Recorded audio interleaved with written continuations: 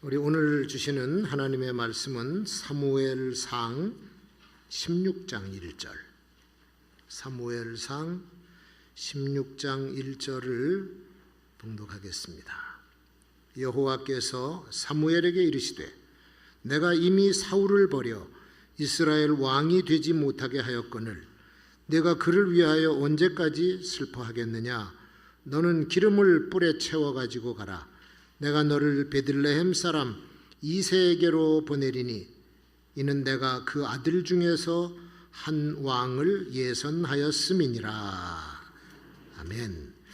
사도행전 13장에 보면은 이 내용을 한 절로 이렇게 말씀하고 있습니다.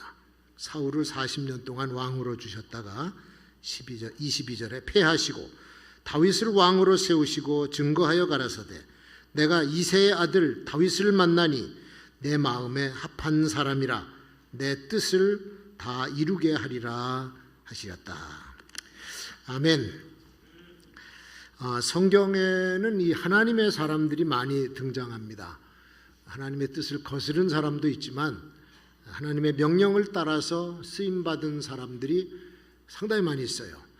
우리 귀에 익숙한 이름들 아브라함, 또 모세, 다윗, 솔로몬, 엘리야, 신약에 오면은 예수님의 12 제자들의 이름, 이런 것들이 대표적입니다. 그리고 그 사람들에게는 특별한 또 별명이 하나씩 붙어요.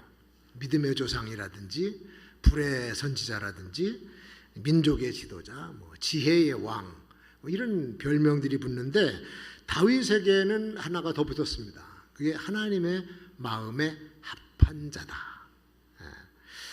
이 말씀은 하나님과 마음이 같고 하나님의 관심과 같은 관심이고 하나님의 살아가는 방식과 같은 방식이다, 그런 뜻이에요. 그러니까 이 뜻이 같고 마음이 같아야 둘은 동행할 수가 있는 겁니다.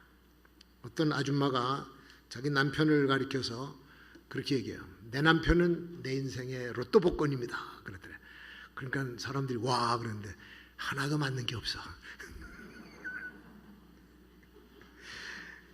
어쩌면 생각도 관심도 흥미도 삶의 방향도 취미도 전혀 달라. 그러니까 나중에는 안 맞으니까 말도 안 통하고 보기도 싫고 말하기도 싫으니까 그때는 이제 아이고 저 왼수 이렇게 나오는 겁니다. 우리가 여러분 생각해 보세요. 나와 다른 사람과 지금 관계를 맺고 살아가고 있는데 어떤 관계를 맺고 있는가? 마음이 잘 맞아요? 주변에 잘 맞는 사람이 더 많습니까? 잘 안 맞는 사람이 더 많습니까?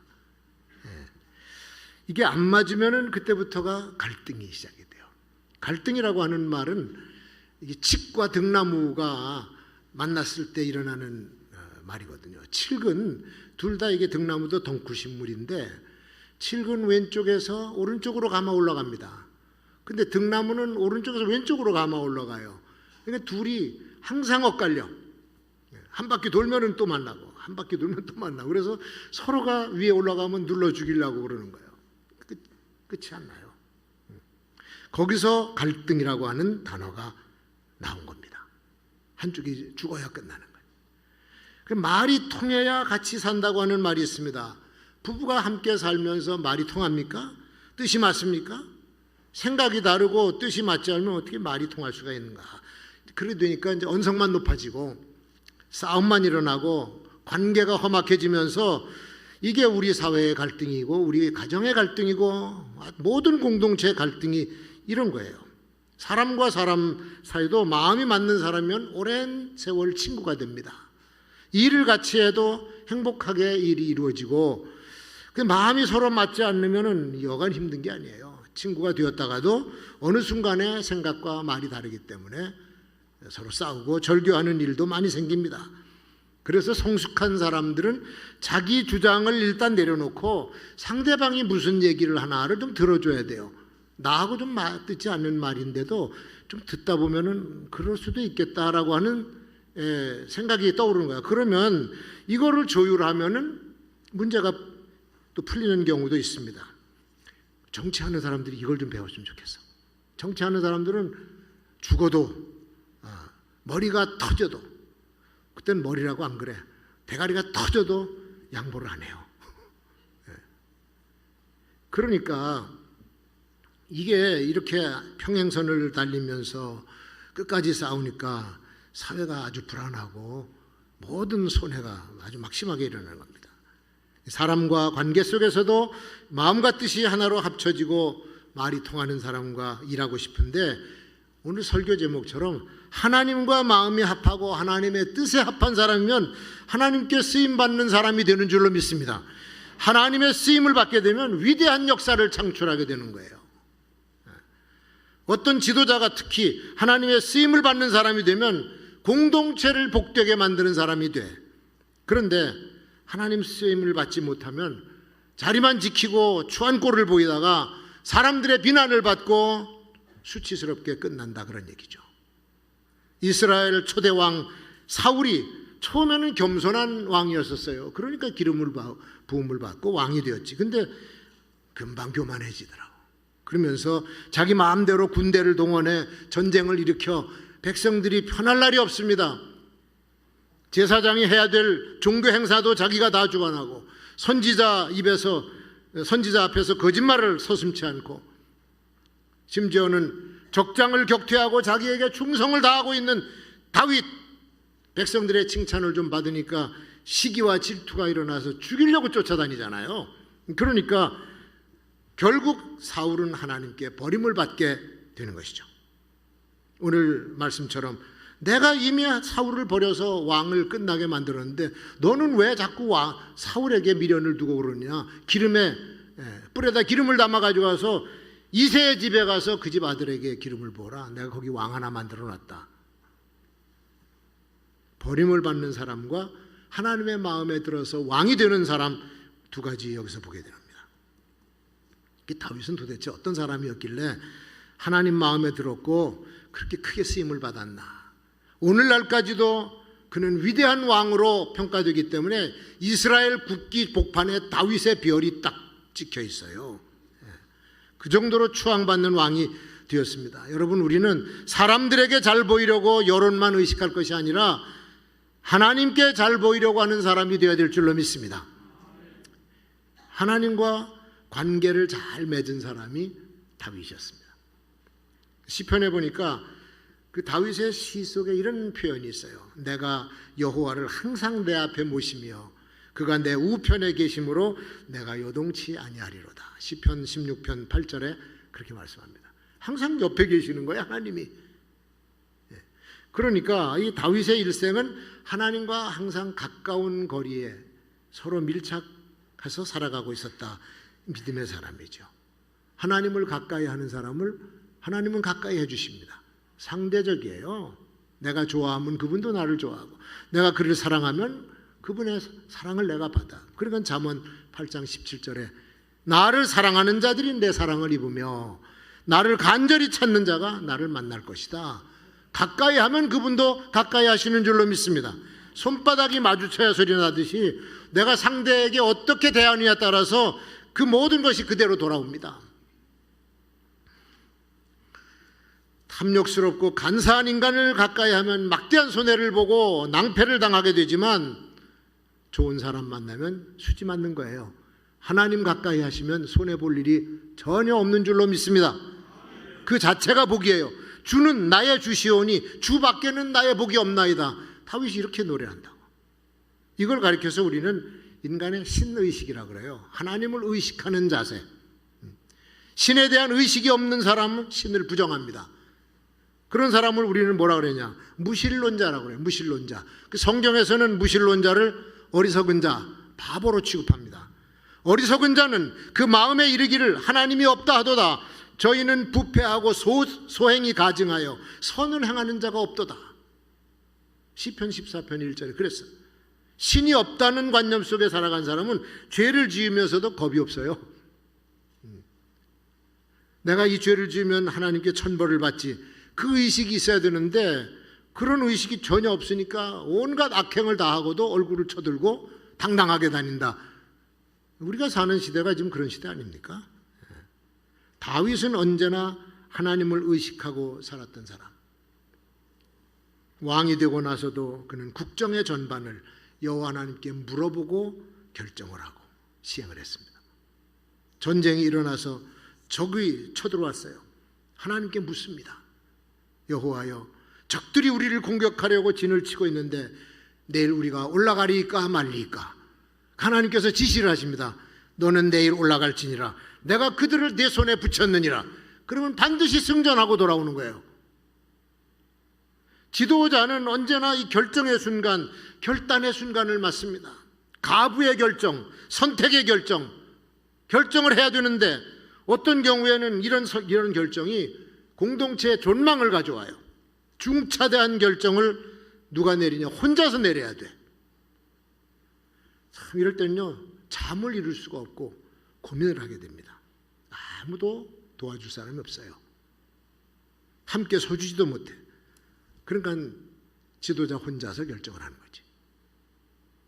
여러분, 이런 문제 때문에 인간이 한계에 부딪히면 도대체 누구한테 도움을 구합니까? 누구한테 구하겠어요? 예전에 아브라함 링컨이 16대 대통령으로 재직할 때 집무실 구석에 작은 방이 하나 있었다는 거예요. 그러니까 중대한 결정을 앞에 두고는 얼굴에 시름이 깊어지고 말도 안 하고 혼자 끙끙 앓고 있는 모습을 비서관이 본 거예요. 근데 이상하게 그 방에 한번 들어갔다가 한참 있다 나오는데 나올 때 보면 얼굴이 펴져서 나온대. 여러 번 목격했다는 겁니다.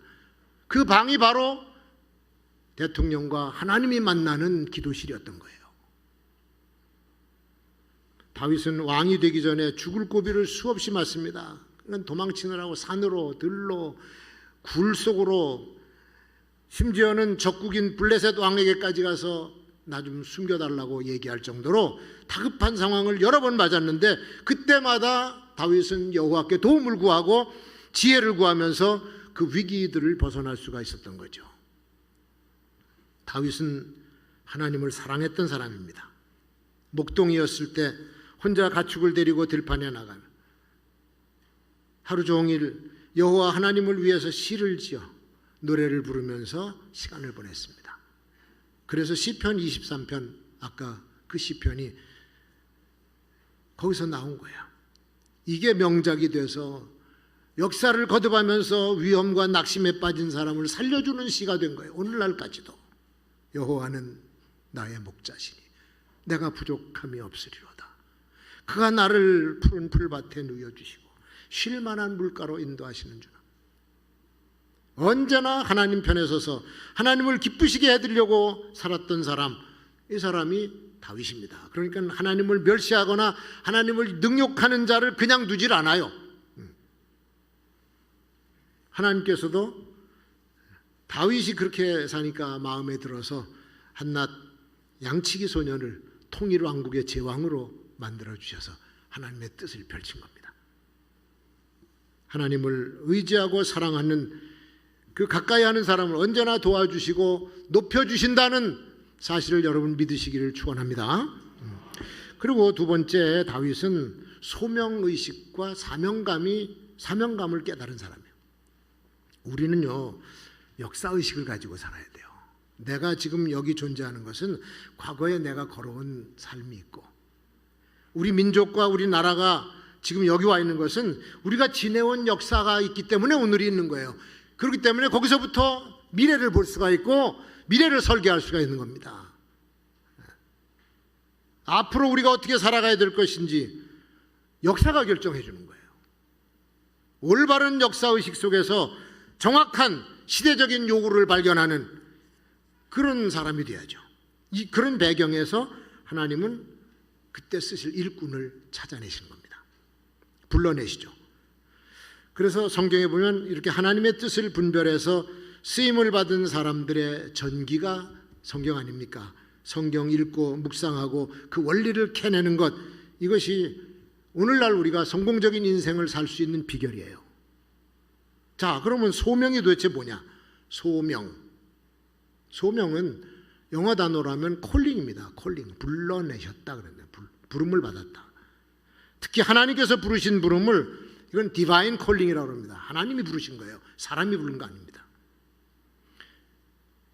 사람이 쓸만한 사람을 찾을 때에는 회사에서 서류를 냅니다. 그러면 서류 심사를 하고 시험을 치르고 그 다음에 어느 날 정해서 면접을 보면서 면접에 합격한 사람을 결정해서 그 회사 직원으로 채용을 해요. 그런데 보세요. 그 시험관이 누굽니까? 심사위원이 어떤 사람입니까? 소위 인사 전문가라고 자처하는 사람들이에요.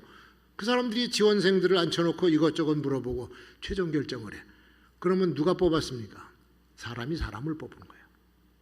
사람이 사람을 뽑아. 그런데 하나님의 소명은 그렇게 안 해요. 모세를 부르실 때도, 여호수아를 부르실 때도, 기드온을 부르실 때도 하나님이 일방적으로 찾아오셔. 그래서 불러내십니다.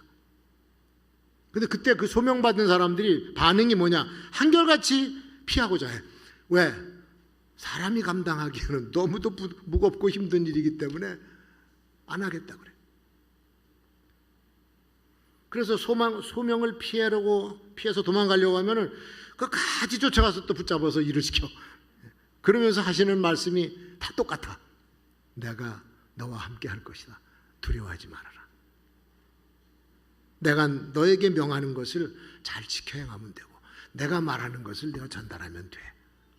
그게 하나님의 사람을 부르실 때 찾아오셔서 소명을 주시는 방법이에요.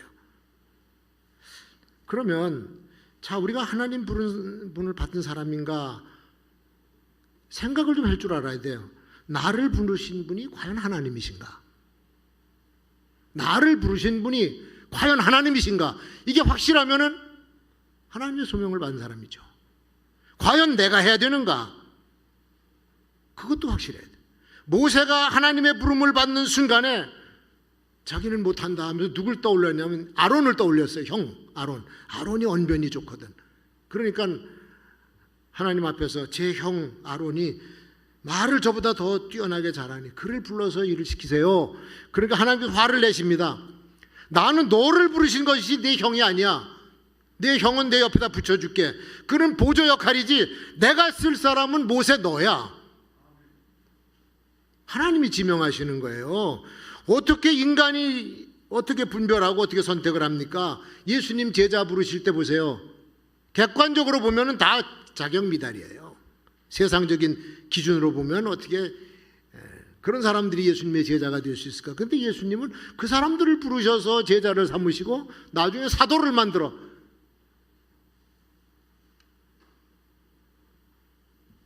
그래서 이 디바인 콜링이 있는지 없는지, 하나님의 소명이 있는지 없는지를 누가 평가하느냐? 목사는 이 소명을 받은 사람이어야 되는데 이 소명을 받은 사람을 알아볼 수 있는 사람은 누굽니까? 자기가 디바인 콜링을 경험한 사람이래야 돼요. 내가 하나님의 부르심을 받았다고 하는 확신이 있어야 돼요. 여러분, 우리 교회가 지금 후임을 찾고 있는데 세상 방법으로 하다가 자칫 그런 일 없겠지만 소명받지 못한 사람을 선정할 수가 있으면 그 책임은 하나님이 물으십니다. 무섭습니다, 여러분. 다윗은 하나님이 인정하셔서 왕의 소명을 받은 사람이었어요. 그리고 자기가 뭘 해야든지 자기 사명을 아는 사람이에요. 사명은 제가 전에도 설명해 드렸습니다. 하나님께서 원하시는 일, 하나님께서 시키시는 일이 사명입니다. 다시 말해서 내가 지금, 오늘이죠, 오늘날 여기서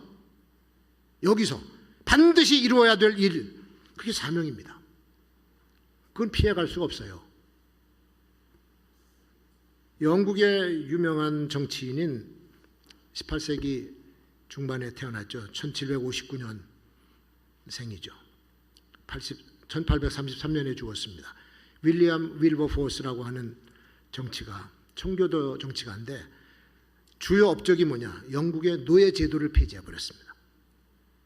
처음에는 반대가 얼마나 많은지 몰라요. 노예 팔아먹고 노예로 인해서 나라 경제가 돌아가고 있는데 거기 또 그 의원들 가운데도 전부 다 거기 연관된 사람들인데 혼자 딱 나서서 노예제도 폐지를 하자 그러니까 누가 찬성하겠어요? 근데 끝까지 싸웁니다.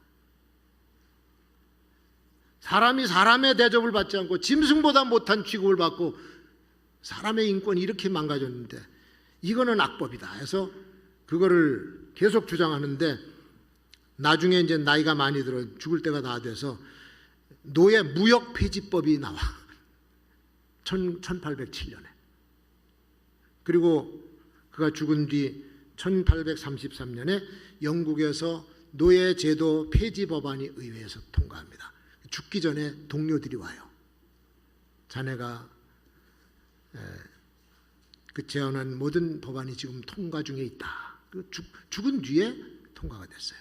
그래서 이 대영 제국 전역에서 노예 제도가 완전히 폐기되고 오늘날 흑인들도 백인들도 같이 살잖아. 이게 그의 사명이었습니다. 하나님께서 주신 사명은 많은 사람들에게 유익을 줘. 그리고 자기에게는 기쁨과 보람을 가져와요. 소명과 사명이 없이 직분만 가지고 지낸 사람들은 부끄러움과 멸시를 끌어안게 되는 것입니다. 여러분, 소명의식을 가지고 이 시대에 내게 주신 사명을 완수하는 사람들이 되어야 될 줄로 믿습니다. 세 번째, 마지막으로 다윗은 하나님의 도움을 받고 산 사람이다. 하나님께서 늘 도와준 사람이에요. 하나님은 당신의 마음에 드는 사람을 반드시 도와주신다. 할렐루야. 마음에 들지 않은 사람은 반드시 그 위치에서 피하셔.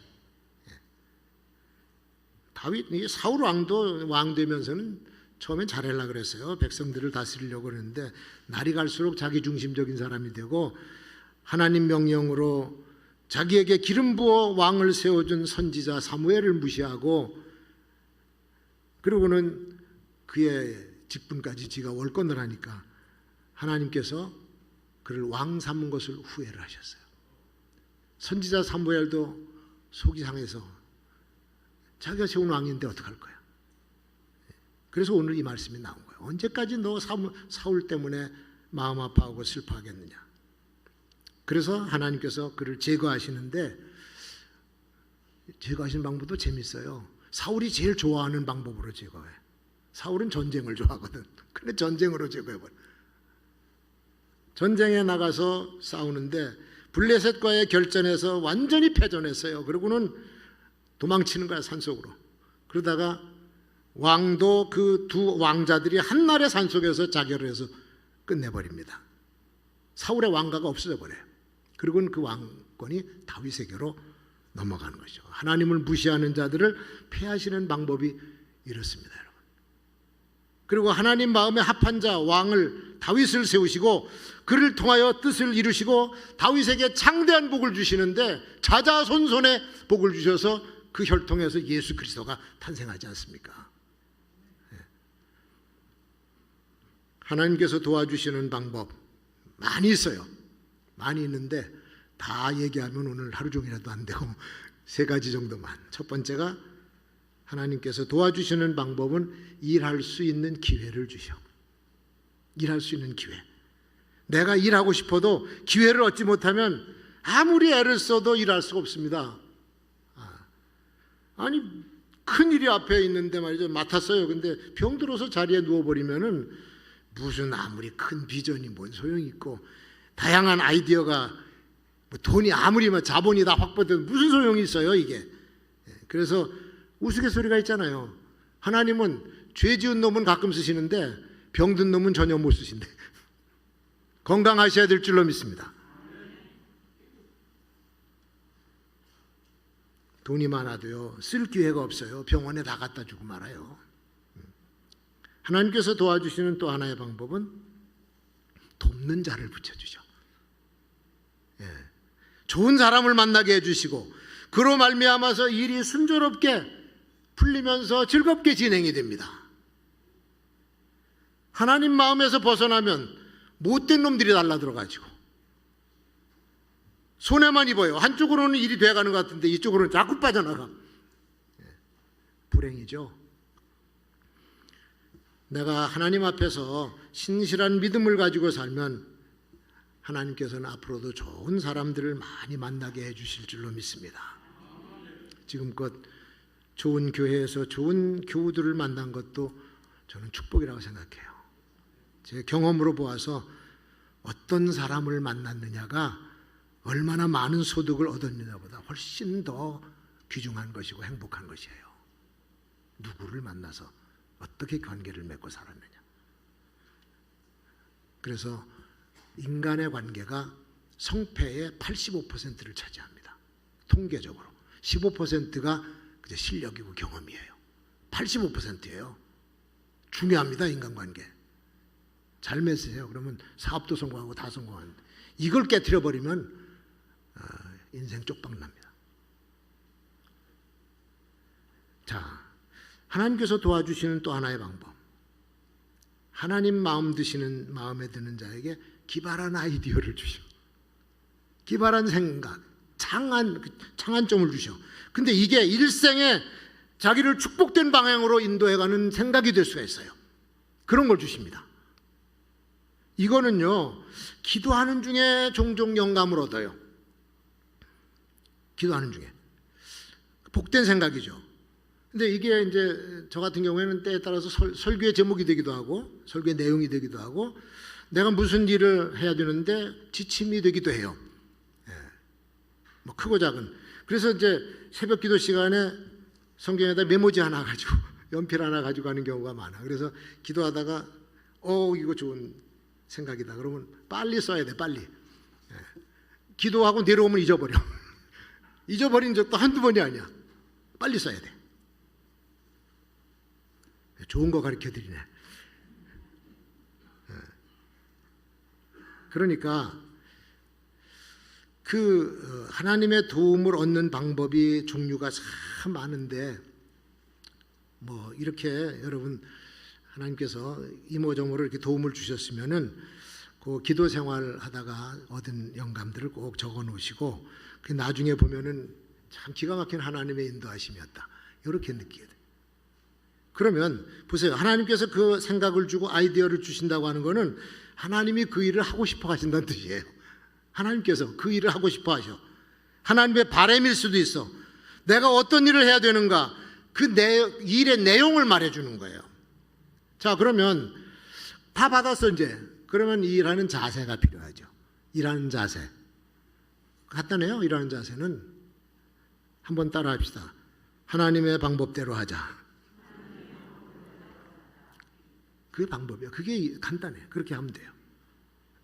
인간의 방법, 세속적인 방법으로 하면 아무리 좋은 플랜도 낭패를 봅니다. 근데 우리 눈에 보이지 않는 하나님을 믿는 사람들 아니겠어요? 그 하나님의 손이 나를 도와주신다라고 하는 믿음을 가지고 그 일을 시작하고 추진해 나가면 불가능한 것들도 다 이루어져요.